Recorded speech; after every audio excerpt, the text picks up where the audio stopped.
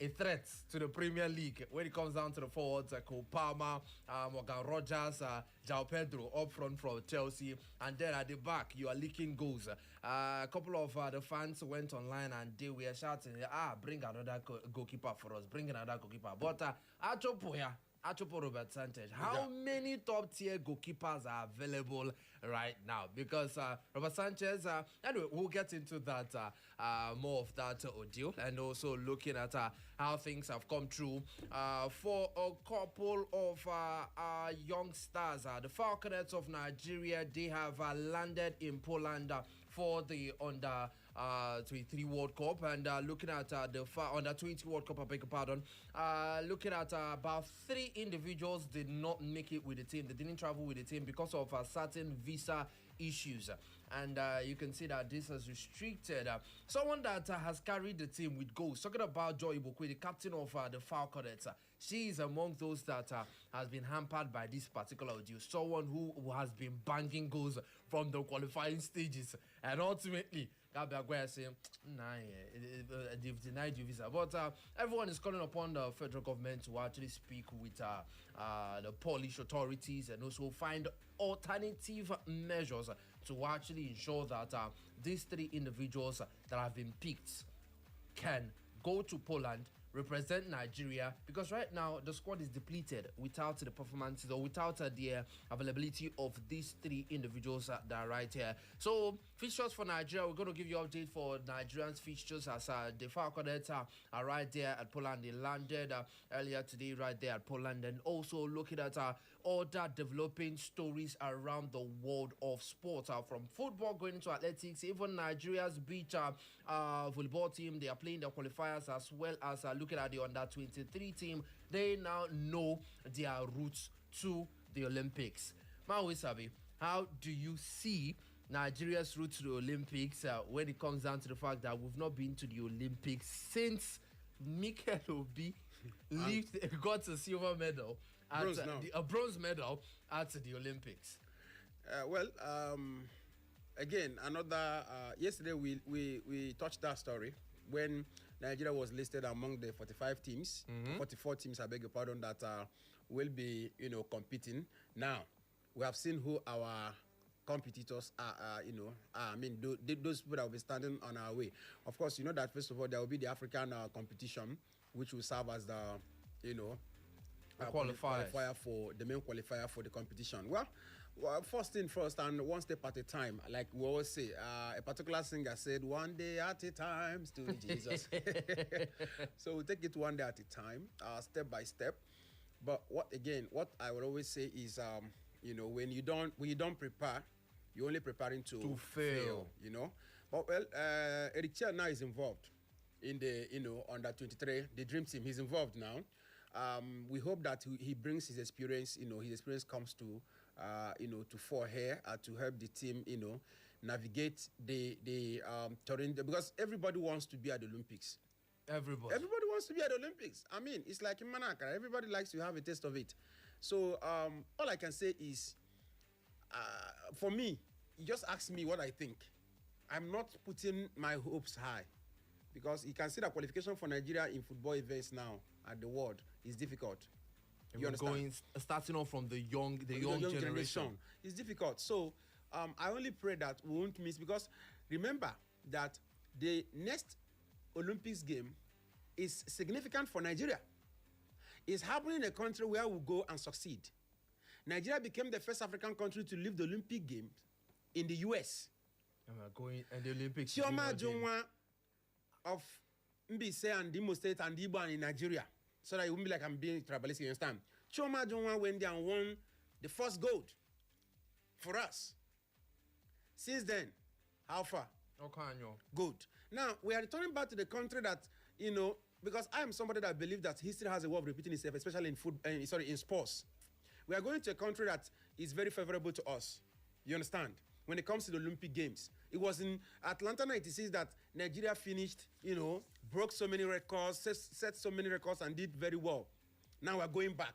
Though this time it's Los Angeles, but it's still in the same US.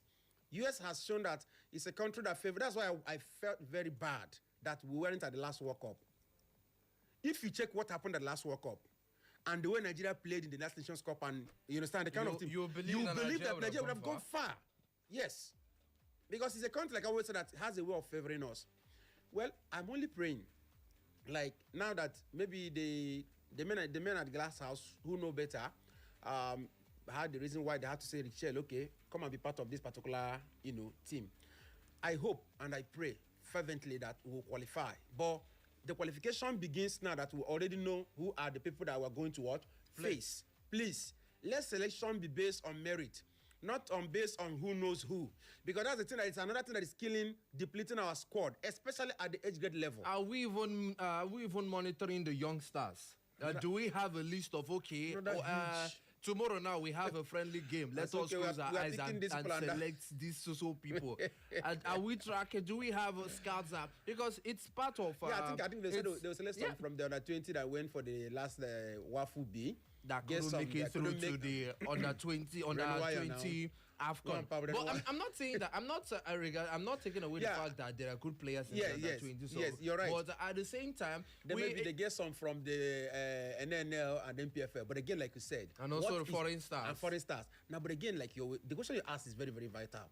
How do we have the data? Because this is all about data. What is the data? Do we have anyone who is analyzing the data, the progress of these youngsters? You understand? It's not about youngsters are leaving the NPFL. Youngsters have gone through the under 17, under 20 level. When they leave the shores of Nigeria and go over, Zadok Yohana made his debut over the weekend and did very well. And gave a bit of a cameo and showed that he can fit perfectly in the English Premier League. We have other youngsters that can come through into the dream team, and ultimately, remember that according to reports, one of the clauses which Eric Shell put across to the NFF is to actually have a scout. And then when we are bringing out a scout, is it okay just appointing anyone? Go and know this player that is playing in Poland. Go and know this one at Uzbekistan, at Israel, in the English Premier League, in the Spanish La Liga.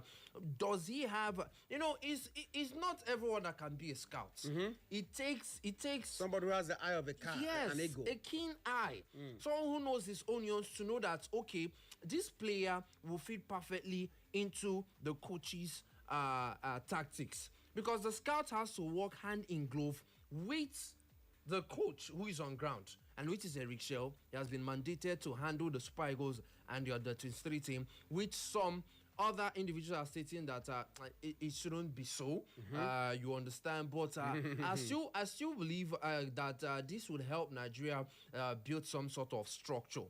You get, by the time from the under 23, it's very, very easy for you to fit into the main team. And I'm also taking the fact that we have youngsters who are breaking the jinx, coming through from under 17, under 20, and going straight into the main team. Do we have any breakout star like that?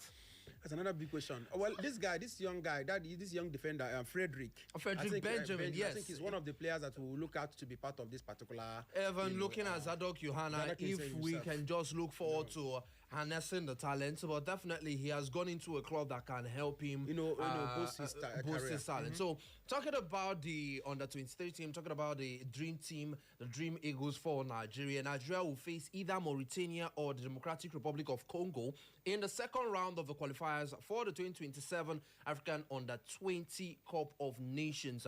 The draw for the qualifying competition was held earlier today in Cairo, Egypt, and Nigeria's under 23 team was among 14 teams that received buys. They will not be playing the first round. They will be going into the second round. So Mauritania and DR Congo will be playing against each other in the first round. And history is coming through for. I remember what happened with their senior team. God, I beg you. Now, ultimately, if you're looking into that, remember that the Senegalese side, the Triangle Lionesses of Senegal, met the Atlas Lionesses of Morocco, and we all know what happened. Okay, you understand? No, I've not said anything. No, you understand? I've not said anything. I'm so not saying that. It's different climates, different environments, different teams. That's the way they say it in Igbo. Say somebody that whatever happened to the child, if he hear the sound of the other thing, he will become scared. Yes. In this situation, can you cook like imas? I cook I don't want ele hojina, ele hewurune, ya so ejo, ya jo ele hewurune, ya so ejo. I do ele hojiaka. So one at the end of the day, I just say the other. But for the meantime, it is either DR Congo or Mauritania, based off on who beats who in the first round. Will go through to meet the under-23 team of Nigeria. If you just join us, we are live on Facebook. A massive kudos to our technical guys who are always making sure that all our programs right here on Echo FM, Echo 100.7 FM is out to you, so that you can not just hear us alone, you can also watch you can also see your presenter. So shout out to our technical guys for ensuring that this comes through. So for the first legs for the under 23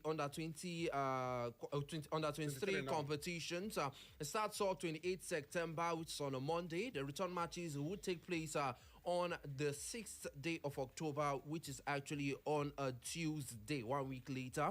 Now, Nigeria will join the qualifiers in the second round with the first leg matches starting off. The second round is starting off November period. First round, September, October. Second round is starting off November.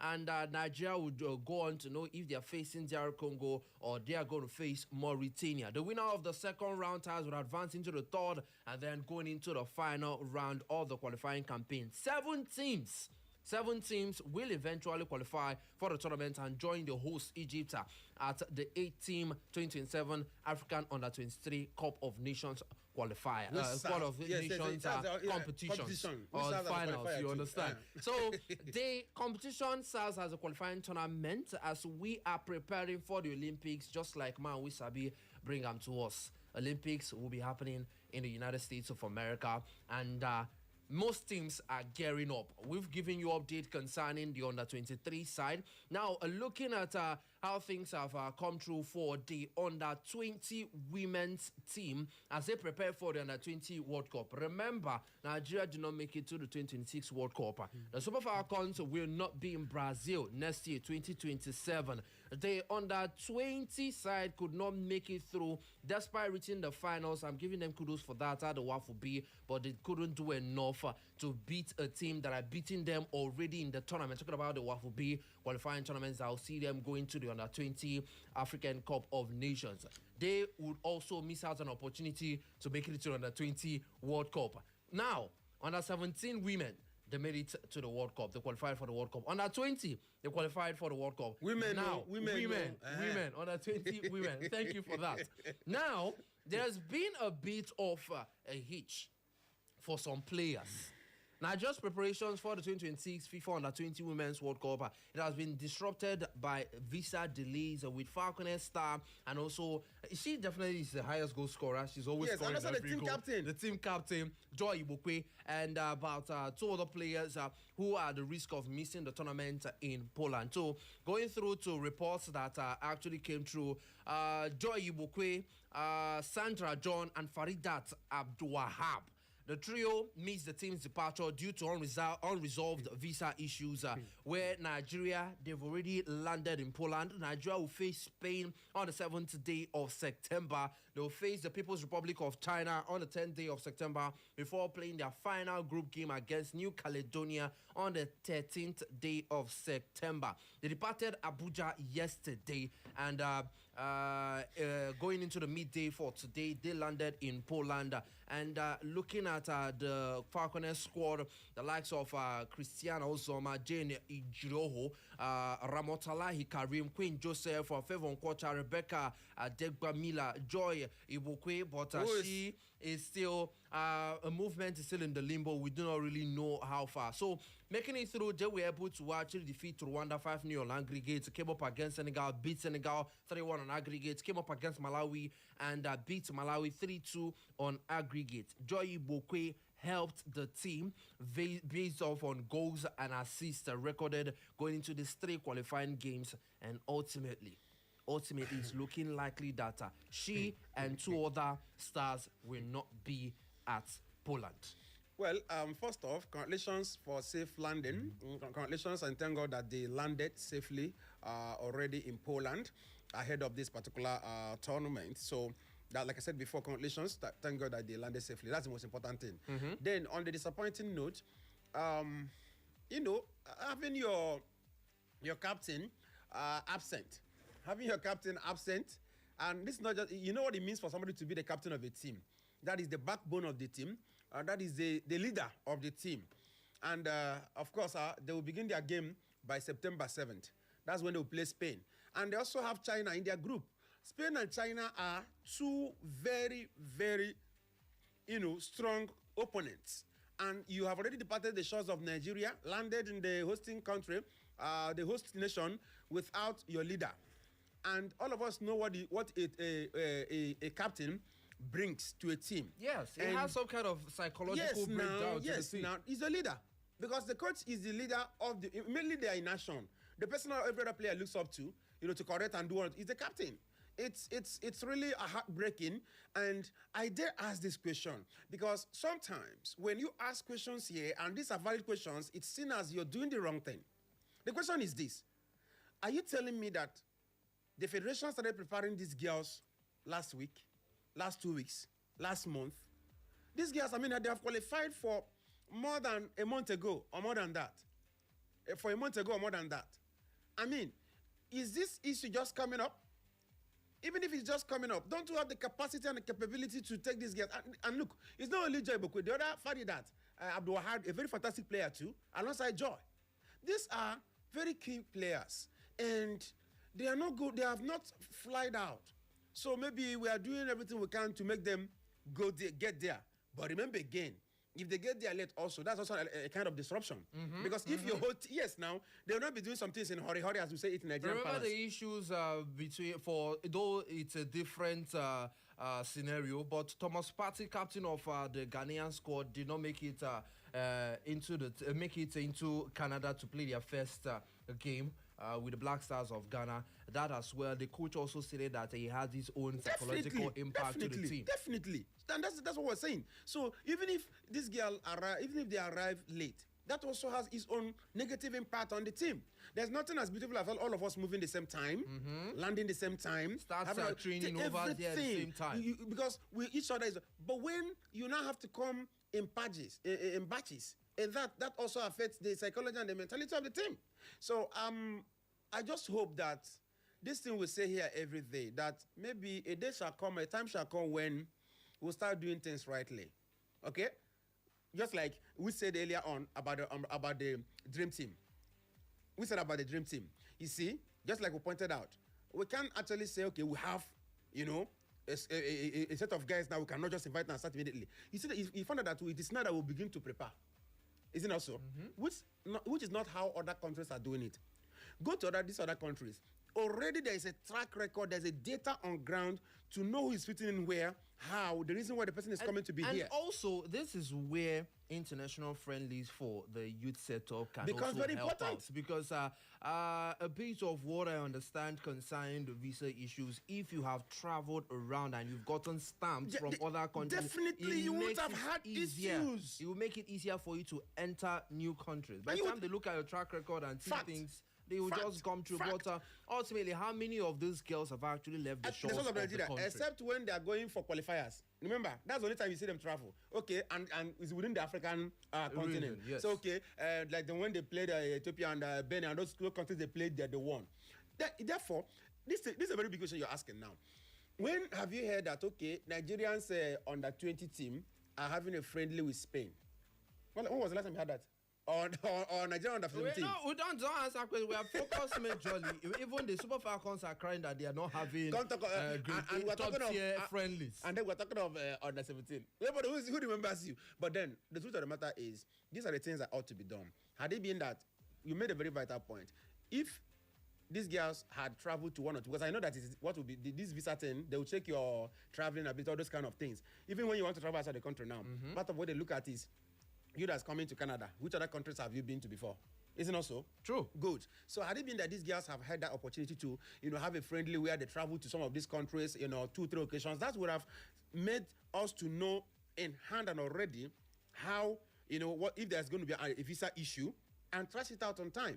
I hope that going forward we'll do the right things. Okay, hope going forward we get to do the right things. That is the statement coming through from Amun Sabi, and from my own self. I am saying that all these things should be checkmated. Let's host grade A friendlies. Yet they were talking our youth team, but the youth team is still the future of the Super Eagles as well as the Super Falcons of Nigeria. So any investments where you don't put inside them now, definitely going into the future, you reap those particular investments that have been poured into the youth setup. Under 17, under 20, under 23, you will definitely reap from it. We all will reap from it and the experience they are going to garner up. Now, looking at opponents that we're going to face, first off, we are facing champions of 2022, talking about Spain. First off, in that group game, looking at how it's going to be very, very tough. The last time Nigeria met the Falconets of Nigeria, the last time the Falconets of Nigeria met Spain, Spain knocked Nigeria out of the tournament in the quarterfinal stage during the 2018 edition. And then for the People's Republic of China, they've not won the tournament, but they finished as runners-up twice, and they have an edge over Nigeria, having denied the Falconets a victory in their first historical meeting that was back in 2006 tournament. And also looking at a side that is a strong side, looking at how far they have come through, meeting back in 2004 they were in the finals, they lost to Germany, and also in 2006 final they lost to North Korea. And looking at this tournament, which marks a return to the under 20 global stage after failing to qualify in recent edition, is more like they are this is a new squad entirely, a new squad that have not experienced this stage, and let's see how it goes. And then for debutants, New Caledonia, we do not know what to anticipate when they come up against Nigeria. Sometimes such underdogs can be very, very tricky. You understand? At least you play Spain. We know what Malawi did to the Super Falcons. Yes, that's the truth. Sometimes when you see rookies like that, your attention will be focused on the ones you think are the main danger. Probably it's a good thing that we are playing them last. You know, by the time you've seen your fate, you don't play Spain, you play China, you don't know your fate. You understand? So ultimately, we shouldn't also let it be. The Falconets, they shouldn't let it go down to the wire. If you have the opportunity to finish off your game from the very first game against Spain, do it. Beat China, qualify as early as possible, and then look forward to how to see Nigeria also looking at the fact that they are part of a few countries that have actually been at the under 20 competition on consecutive basis since its inception. Super Falcons have lost that particular record based on the fact that they are not going to make it to the World Cup 2027 in Brazil, but under 20 still hold their record. If you're just joining, this is Echo Sports right here on Echo 100.7 FM, and with me, myself, and I, the sports chef and the man we sabi.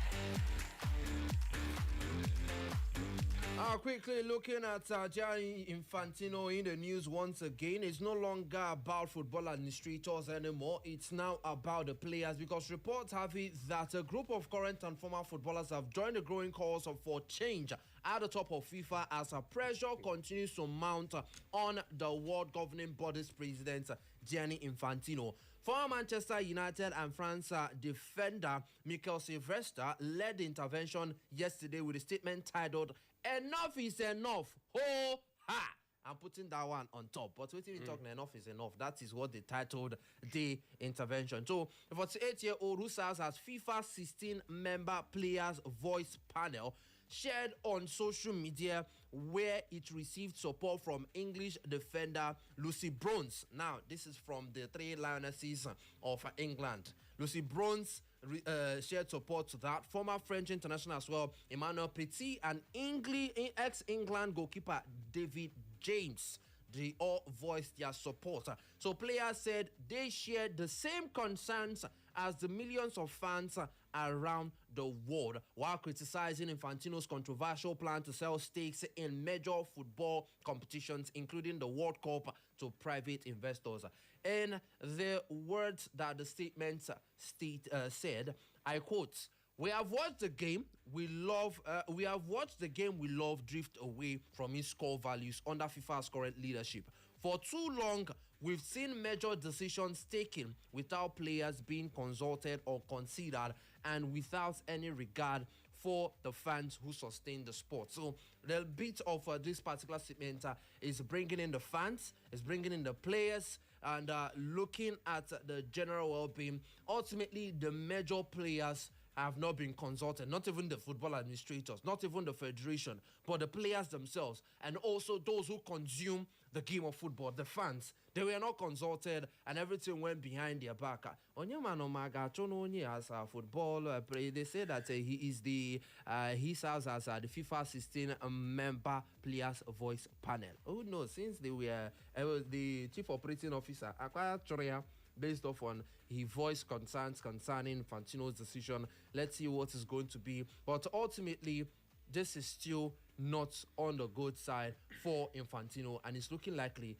that the players have lost the trust, fans have lost the trust. Certainly, football administrators and football confederations, football associations, they've actually put out a vote of no confidence. It's not official, but it's a vote of no confidence that's coming through, and ultimately, we're looking forward to the elections that will come up next year. Yeah, well, for Infantino, he has constantly resisted the calls to resign. And of course, he spent last Saturday at a youth tournament that was taking place in Dominican Republic. I believe that's in an attempt to smoothen his relationship. Remember, he was at the AFCON. Yes, he has to be doing that. But on Saturday, he was at Dominican Republic for a youth football tournament, and that I believe that's to attempt to smoothen relationship with some of the smaller Caribbean nations. And remember that it's the Caribbean nations now. His support are hinging heavily on Caribbean nations, as well as some Arabian nations. Arabian nations too. So, well, but there's one of the former players who has given him his support is Samuel Eto'o. Eto'o was in the news, I think, yesterday. That was yesterday. Eto'o is in support of Infantino. He was with CNN. I think, though he was speaking French there, but it was interpreted in English. Eto'o is in support of, he said, I don't think that Infantino has done anything wrong, according to Eto'o. And he said, all of this has happened because there is an election coming out. That is all there is.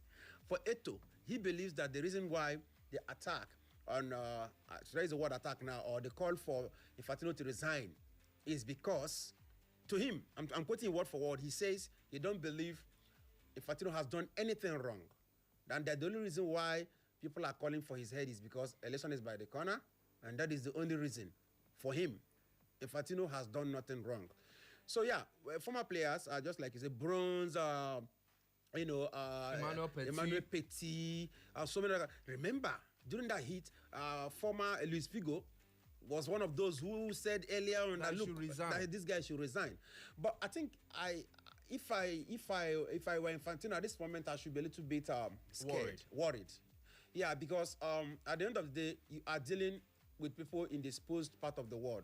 It's not like in Africa, where you have tyrants who will be in power. Informations are withheld. 1, 2, where you have people who are tyrants, who people don't want to be in power, but they'll be in power and still, insist on being there. That's not what we are talking about here. He is, because my real fear for Infantino is the fact that UEFA, his own, so to say, where it's coming from, UEFA are not with him.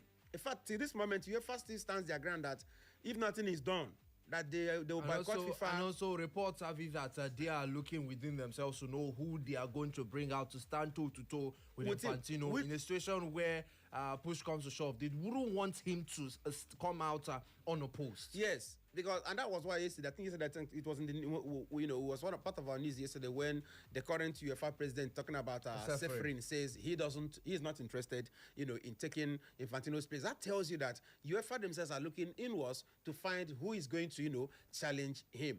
Well, for Infantino, this thing happens to you as a leader, but again, I fault him if I have the right to. My fault is the fact that we thought that particular movement about selling that right was properly discussed. But at the end of this, you can see that from the news we were getting after that, there wasn't proper conversation. People were not properly communicated. And That was being a little, and there have been so many other, rumor where and there. But a certain individual stated that Infantino does not just wake up and make statements without proper consultation. Yeah, after the person said it, and then we are getting a barrage of news from where and there, confirming that. In fact, from within FIFA themselves, somebody resigned because the person said that they were not properly consulted. If I'm not an advisor to the president, the FIFA president. So let's take that one more serious, please, because it's coming from a better source. Moving over to the AFCON, as yes, it's looking likely that we should move forward from the 2027 African Cup of Nations, and also looking at who is the next, who will take up the next host of the African Cup of Nations. Ethiopia have entered the race to host the 2028 African Cup of Nations, putting one of African football's historical homes back into the conversation more than 5 decades, that's 50 years after it last staged the continent's biggest tournament. It seems like, remember that the AFCON going over to Eastern Africa, that is the Pamoja, it's been years, almost 70, 75 years since AFCON went to the Eastern African region. And now we're looking at over 50 years since Ethiopia actually hosted the AFCON. So the Ethiopian Football Federation says it has submitted its bid with backing from the federal government, moving the country from ambition into an active contest for the hosting right. So CAF formally opened the bidding process for the 2028, 2032 as well as 2036 AFCON tournament earlier in July, inviting its member associations to compete under a framework designed to assess prospective hosts across not just the footballing aspect, but they are looking at technical aspect, the financial aspect, as well as legal requirements for countries to host the African Cup of Nations. So the country hosted AFCON back 3 times now, in 1962, 1968, as well as 1976. In 1962, Ethiopia won its continental title on home soil. They beat Egypt 4-2 after extra time in the finals in Addis Ababa. For the meantime, CAF have not announced the 2028 host, but Ethiopia have declared interest. And stadium is not... They have the stadium. They have what it takes. They have almost 10 to 12 stadiums on the ground, and reports have it that those stadiums are there. Once they get the green lights, definitely renovations will come into those particular stadium. Going back to when they hosted the AFCON, the scale of the challenge is very different right now from the eras in which Ethiopia previously hosted. Looking at the historical venues, Addis Ababa stage matches across all 3 Ethiopian editions. Looking at Asmara also was used. Dawa was used. Estadio, or like Addis Ababa Stadium was as well used. But right now, the country is in a different era. Yeah, I think Ethiopia, they are showing ambition, and ambition is what matters when a country wants to move their system forward. But I think, their bidding will have numerous obstacles, because CAF themselves will look at these obstacles. Number one is that there is now insurgency. There is serious insurgencies in 2 of the most populous states in Ethiopia, Amhara and Oromia. There is serious insurgency cases in this particular, these 2 states. And there's also threat of renewed civil war between the federal government and the northern Tigray region. The northern Tigray region wants to stay alone, just like we have, So there's serious conversation between the possibility of a civil war. Not that it's going on now, but so these are some of the, things that have to be looked into by CAF before they consider whether to give Ethiopia the next edition or not. Now, the Ethiopian team, of course, they are ranked 143rd in the world, and the last time, and then for FIFA, they are ranked 211th in the world. Out of 211 teams of FIFA in the world, they are ranked 143rd, I beg your pardon. And it's last played the last Nations Cup of 2022, where they were limited in the group stage. Formally, they have submitted the bid, like I said, but they have to actually look inwards and assure CAF and those, the committee that will be doing the selection, of the country that becomes the next host apart from Pomoja after Pomoja. Like I said, the major case they have now is what I'm telling you. Tigray and the federal government are having serious issue. There could be civil war. Not that it's there. Like I said, Amra and Oromia, these two very the most populous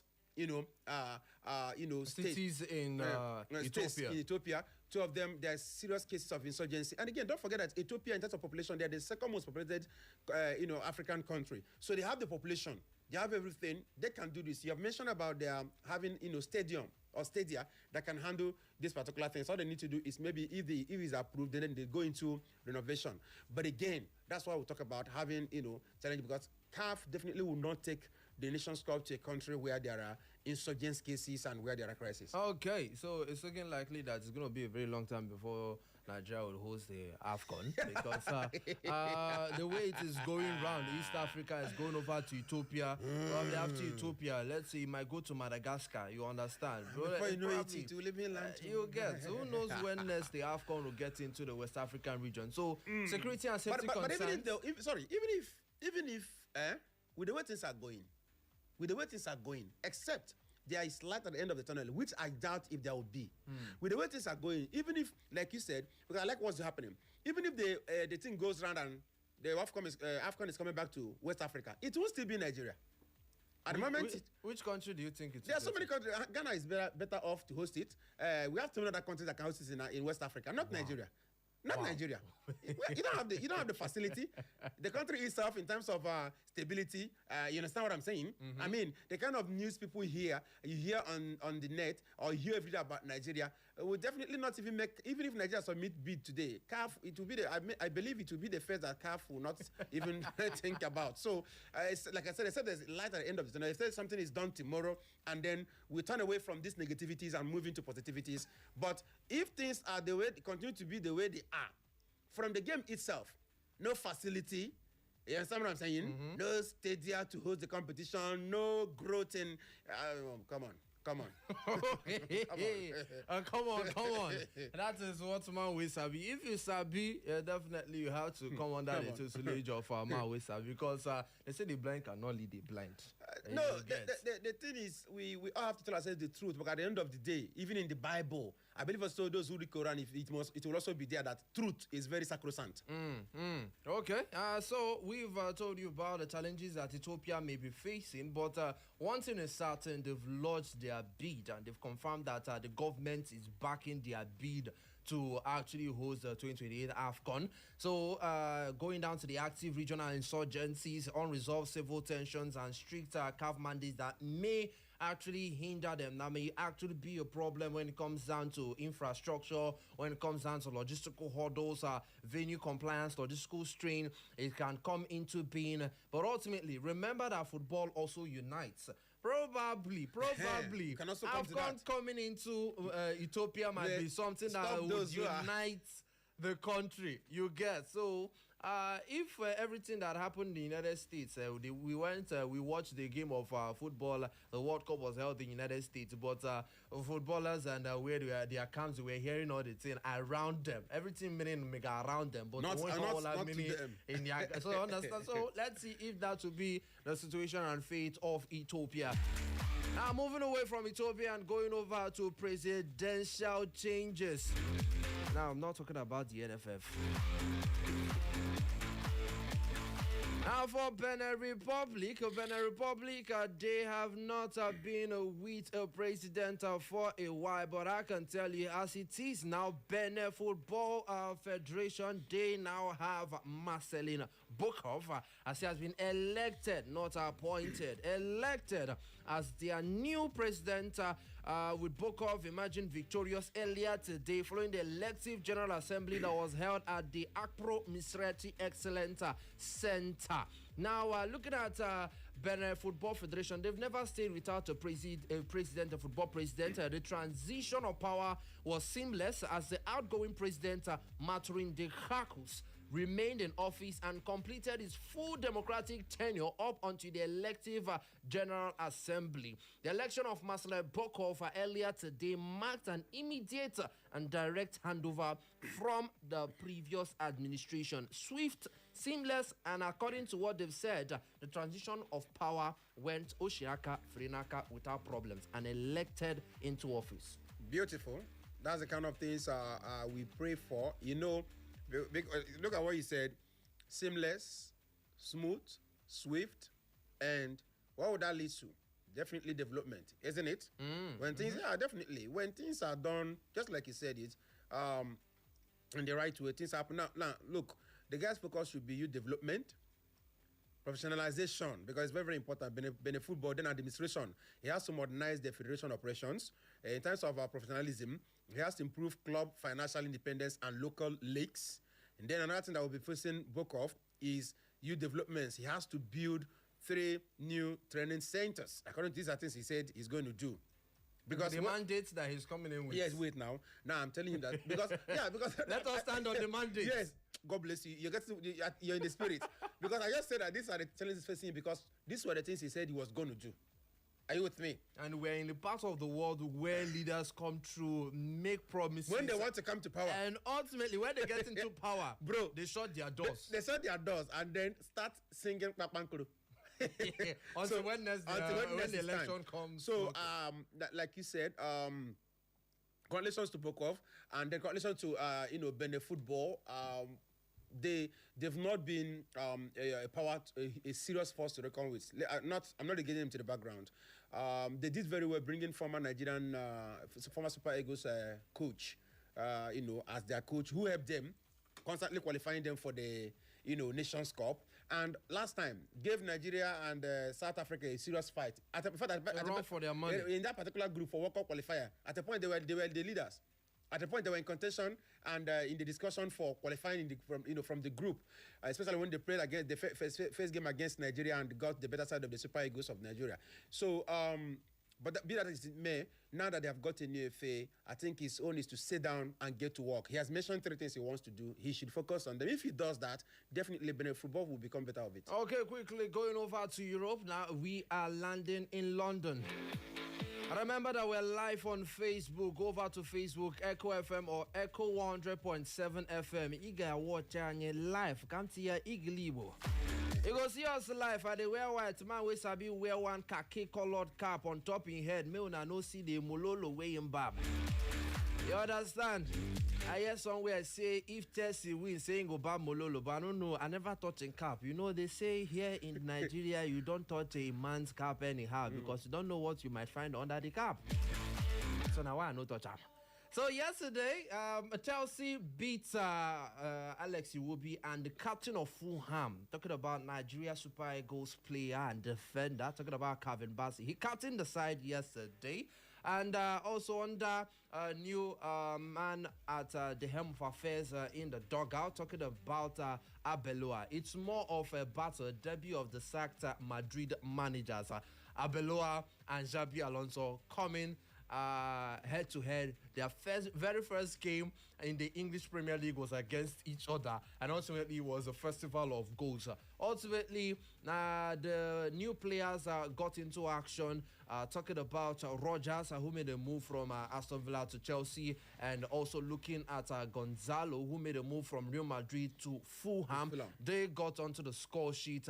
Cole Palmer scored, João Pedro scored, and also looking at the Blues opening a Premier League campaign with a 3-2 victory over Fulham at the Craven Cottage, giving Xabi Alonso 3 points in his first league match in charge. João Pedro, Morgan Rogers, and Cole Palmer, like I said, scored for Chelsea. But beneath the victory, an old argument returned almost immediately. Robert Sanchez. So fans are saying that is the problem. That we have a perfect attack, a wonderful midfield. Even our bench, perfect. Going over to the village that we have at home, we can pick from. Perfect. But in the goalkeeping department, Wahala day. Yeah. But we can be sincere about this thing. I don't actually agree sometimes when it comes to this. The 2 goals that were scored, Sanchez, were supposed to be goals. No, but when you look at the first goal, it was more like a hopeful shot. And he picked him at the close. He was standing there, but he couldn't, by time. Okay. That shot was a ground shot. And this guy is tall. He went for the ball, but before he could get down, the ball has already passed him. I'm not holding brief for him. I'm saying that sometimes we the fans tend to play more than the players on the pitch. Yeah, they say person when they use mouth, they drive, know the accident. You understand? If you take that shot, it was a very technical shot, and it came from the ground. So this Sanchez is not a short guy. Before he could get down, that ball has already passed him. Am I saying that he shouldn't have stopped that ball? But he didn't stop it. That shouldn't come. Now, for the second one, I don't want to talk about that. okay. But at the end of the day, why didn't Chelsea change him when they were hiring? Since from last season, people they have been complaining, right? So why didn't they change him? Because from last season we've been saying, well, Chelsea won, but there was no silence on the part of my friend Sanchez. You understand? And now we are hearing rumor. You said it earlier on, and I think that's how I'm going to end it. If you drop Sanchez now, or if you go to the market now, the window is still open. Do we have a high-profile goalkeeper that can come in and take his place now? Chelsea is not just an average club that anybody can come and start struggling. No. So, but what I think is, they have to manage this one. Manage what you have. It until January. The devil you know is better than the angel you don't know. So, but at least manage him and hope that he will improve. But again, he has also been a guy that has a way of proving people wrong. Go and check his history. When this such criticism comes, he steps up sometimes in big occasions and do one or two big things. So I think he has to find a way for himself. The advice for him, I think what he should be telling himself is how to, get back to his game. Because truth be told, the game yesterday was very entertaining. Very entertaining. End-to-end encounter that was, very fiesta and everyone was enjoying the game. Though Chelsea, we are lucky because, let's be sincere, Fulham came for them. They had an opportunity. Robinson had an opportunity one-on-one. But he just, let's take it that it was a weaker foot. He lofted the ball over the keeper, but he didn't end up in the back of the net. So the truth of the matter is, Fulham came for them. Let me say this. They got the victory yesterday. They played well. I like you understand? And again, it's like under Xabi Alonso, Palmer will get back to the Palmer we used to know. And Chelsea will chop a lot of goals. That one is showing very obvious. So, what do you call Well, leaky defense, and if Sanchez continues this, if Chelsea cannot, at the moment they absorb their imperfections and came away with 3 points. But if it becomes a recurring issue, it's good. That is where by the time they because you meet stronger teams now. By the time you meet Hull City, you get. They'll score one and you understand? You've met Kevin Bassey. There's Semi Ajayi up front that will come. So quickly, before we open the phone lines, looking at performances for Nigeria. Nigeria have been drawn in Group C alongside Cameroon, Ghana and Tunisia for the 2026 Africa Women's Volleyball Championship. The competition is scheduled to take place in Nairobi, Kenya, starting off today, and it's going to last till the 5th day of September, with 15 teams set to compete for continental honors. So right now, the teams have been divided into 4 groups. Host nation Kenya will be in Group A alongside Mali and Zambia. Nigeria will be in Group C alongside Cameroon, Tunisia and Ghana. Going over to Group D, Rwanda, Algeria, DR Congo and Burundi. So the championship also carries extra significance as it will serve as a qualifying tournament for the 2028 Los Angeles Olympic Games.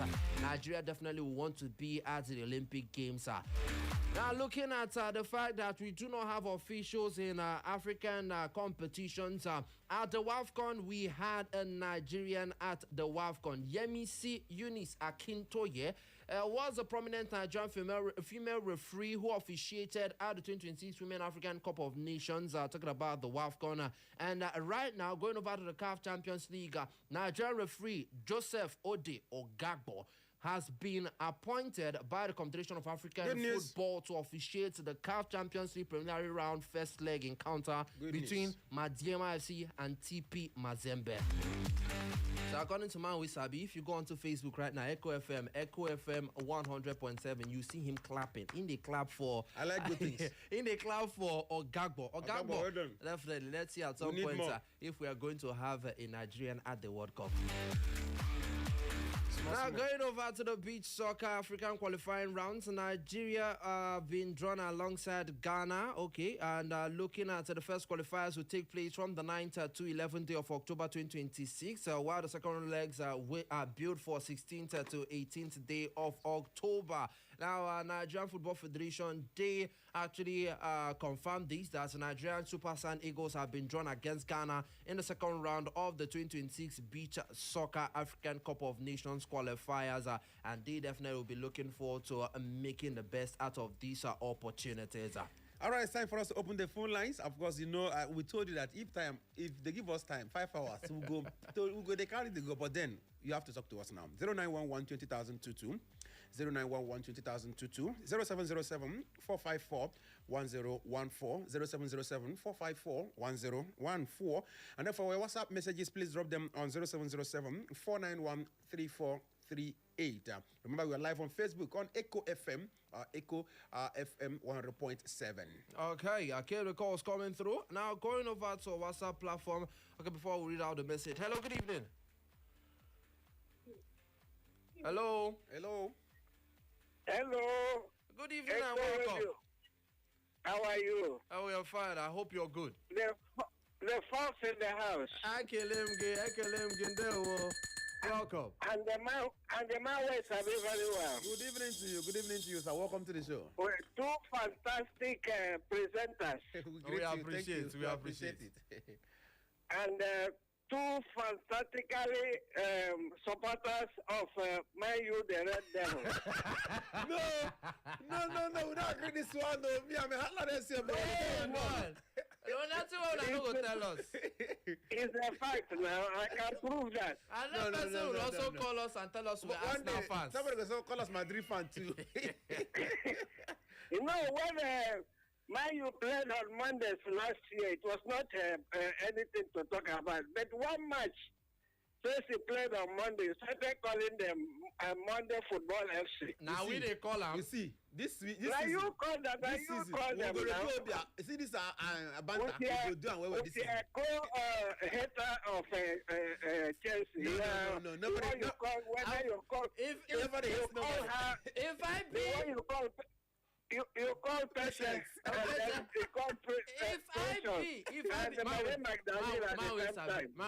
If I be a man of God, I put it to you that you a Chelsea fan.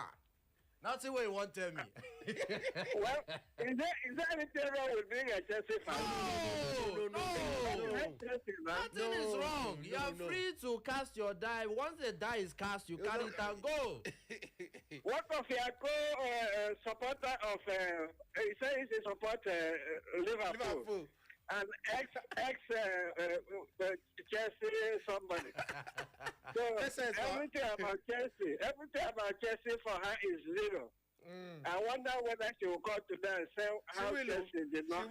She will. What is your name? What is your name, sir? You didn't tell us your name. I call from Owerri West. Obi, you're welcome. Yeah. It's a pleasure to meet you. Thank you very much. Thank you very much. Have a good day. And you too. Thank you. You're welcome. Hello, good evening. Hi, Posh. Okay, thank God you called me. I said you will call me. You will live a long life, Princess. You will live a long life. How are you guys doing? We're good. Okay, Liverpool said that. You're welcome, Patience. Thank you so much. Did anyone call my name? Just tell us what. Go ahead. Just go ahead. Okay. Well, I just called to tell them congratulations to. Thank God. I'm not doing Obiapo. You already they call it. It's just the beginning of the season. If you win, don't be overexcited. Anything can happen. If you draw, don't cry. If you can't lose to, be patient. Nobody's crying. Nobody's crying. Okay. If you draw at the beginning of the season, it means that you will do well. You shared 1 point with your partner. It means that you will do well as the season goes on. You don't mean it. All right. To go and carry the whole point. Do you understand? Okay. All right. Thank you, Patience. All right. Thank you. Enjoy the rest of your evening. Going over to WhatsApp platform. So, Mama Monday FC gets mine. Call my name for Precious Show this afternoon. She think I'm not listening. I never get her time. As for patience, she should thank me for giving them 1 point. This is coming from J10. No other person can be that. That's what you want to tell me. But why the last caller not even call J10? Because J10, the person, if they call them, I hope he had J10. I don't be really Dambo. It's not Monday FC. Good evening, Kachiwa. Go on over the sports chef. I salute you people this good evening. We salute you specially. Salute you too. My team, Man United, lost last weekend. No problem, but I know the first shall be the last when time comes. UG update from Nazi. Well, UG, at the moment, you're on the last. Let's manage it like that. You lose. You lose. No, go far. Hello, good evening. Good evening, Mabo, the sports chef. Mama, how are you? I thought I'm big. How are you? With you, all right. How your side? Good evening. Good evening, better woman. Welcome to the show. I want to congratulate my club for the victory. God have shamed all our devils. And they are now wishing us well. I thank God though. I thought this was it. If you can't beat them, you join them. Not my patience. It's just a change in our mind. I thank God though. I thank God. The Sanchez are the way that they call them. Make them change their move. You don't need the story that touches the heart. I'm telling you. You don't need them now. God don't butter our bread now. May butter them they go ahead. Sure. In Jesus' name, I thank all my fans. I greet them wherever they are. Okay. Long live all of them. Long live Chelsea Football Club. Long live Mama Biggie. Mama Biggie. Have a nice day, guys. I'll tell you, have a nice evening. Going over to our Facebook platform. Better-licious evening to you, Nobuchigo's Dream and Sakachi Sports. Same to you, brother. How are you guys doing today? Please, I want to know if there's any update on Cody Gakpo, Enzo Fernandez, and Dario Osorio transfer to Manchester City. Yes. I'm Tochukwu Vincent Isaac watching you live from Owerimo State. Keep up the good work. I'm enjoying your show. Hala Manchester City for life. Yeah, City are now pushing for Emzo. Emzo wants to go to City. That's the truth now. And Chelsea said if City can meet up, with the evaluation that he's himself looks likely as he's pushing his move to City. So keep your fingers crossed. This time is possible. But for that of Cody Gakpo, there's no serious news about that. Okay, and it has been confirmed. Manchester United have announced the sign of Cameroonian midfielder Carlos Baleba from Brighton in a deal worth reported £70 million. So those people where they talk say, man, you don't get money, you don't see them now. You don't see them now. You 70 mil. Man, you have money. For just Baleba. You don't tell them when they want to spend. Are you a Man U fan? You don't say, no. No, as it be. People don't they hold me for say I be Man U. Man defender, see. May they come and all right, so you guys now is a Man U fan. Tomorrow, when I'm defending Chelsea as well, may Man United fans don't come hold me for neck. No wonder that my boyfriend Calabar they go use sports. So when I'm defending Chelsea, nobody come hold me for neck. But again, like you said, Man U buying Baleba with that kind of motion said in game on you. Now looking at Dominik Livakovic, he is he's doing his medical as a new Barcelona player. Is going to take place tomorrow, according to reports. Aston Villa have made a bid for Crystal Palace striker Jean-Philippe Mateta, and looking at the. But the club is saying no. Yeah, Crystal Palace are saying that they don't want the guy to go to any Premier League club. Well, when you have a striker as little as Mateta, you go 1 million, they go. They say, no, I'm telling you, men don't come finish you. According to reports, Spurs have signed a 22-year-old Brazilian, talking about Savinho from Manchester City. Tottenham have announced the long-awaited signing, and reports have it that they've come into an agreement for Omar Mamouche as well. So, the lab, Chelsea have lost the lab to Nottingham Forest, so it's confirmed. Yes, and also Arsenal are confident of getting a deal over the line for Julian Alvarez, who had his heart set on a move to Barcelona. If Barcelona no work, come London, na me Arsenal work. So at this point, we'll be drawing the curtains close for this evening's edition of Echo Sports right here on Echo 100.7 FM. Man, we Savi. Yeah, thank you very much for being part of the show. Remember, I always tell you something, that when these two dudes come behind the microphone, we come with a different package and different vibe. Just enjoy us as the way we do it, because we do what we know how to do best. Thank you for being part of the show. Remember, without you, what are we doing here? But with you, we are confident that we can do this again tomorrow. Bye we for now. Stand that gidiwa with on now. My name's Remains, Noble Chigos Rim, Noble the Sports Chef, the Fox in the Box. Until tomorrow, don't touch that dial. This year remains Echo 100.7 FM. Buenas noches.